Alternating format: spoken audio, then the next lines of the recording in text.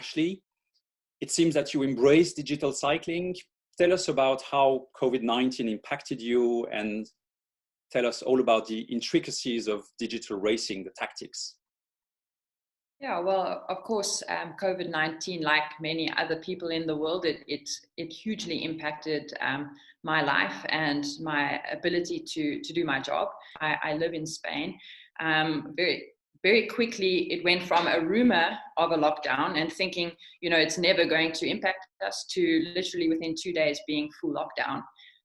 So I was put in the position where I had to adapt fast, and I thought, okay, Ashleigh, we're going to embrace the situation and make the most out of it. And I've always kind of had a bit of a mind block to the indoor trainer, because I've experienced it to be very hard. But as I said, I had no option. But luckily, I did have a very good indoor setup. So I had a Tax Neo smart trainer, and I had access to, in my case, I used Zwift predominantly. It became very clear to me quite early on that, wow, this is actually something quite amazing, because suddenly, it's opening up our world.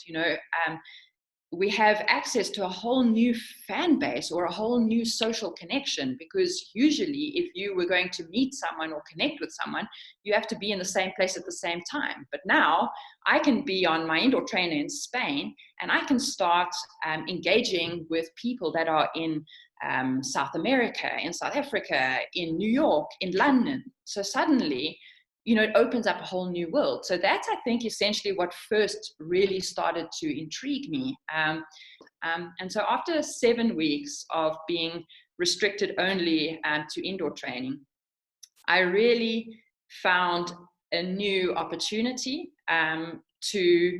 to grow in strength. So my numbers were getting better. I did a performance test which showed an increase in my maximum power. So that was motivation. I had met a whole lot of new people in the virtual world.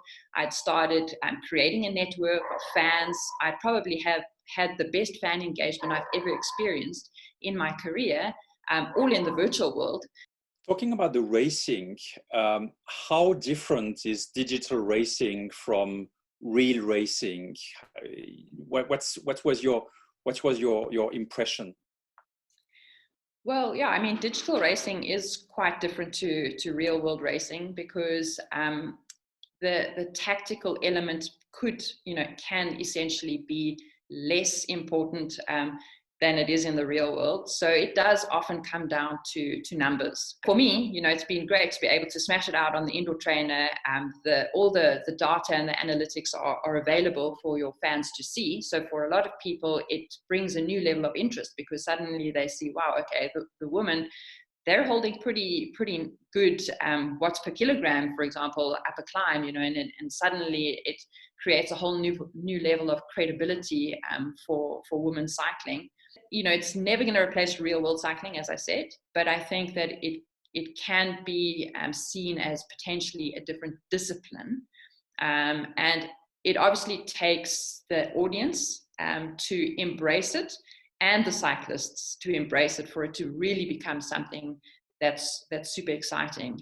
But as I said to you, what's definitely opened my mind to it is the fact that it really opens the world to a whole new opportunity of fan engagement, and can play a very important role in developing women's cycling and helping us to be able to grow our fan base